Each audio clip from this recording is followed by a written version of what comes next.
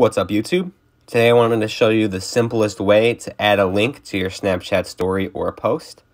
Once you have your Snapchat open, you're just going to take the picture that you want to add the link to, and then you're going to hit the link icon on the right. It should be like the 5th or 6th icon down. From here, you're just going to copy and paste your URL to the link that you have right at the top there.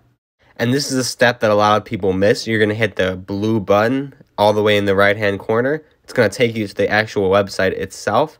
And then you're going to hit the little link icon in the upper right-hand corner to get the link itself. From here, you have a clickable link that you could put anywhere on screen if you'd like. You could also just remove it by making it really small and putting it off to the side, because people could just swipe up and also get the link, or just tap on the graphic itself to get the link. If you are confused or need any help with this tutorial, do not worry, just comment down below and I'll be sure to help you out. Otherwise, don't forget to like and subscribe, and thanks for watching.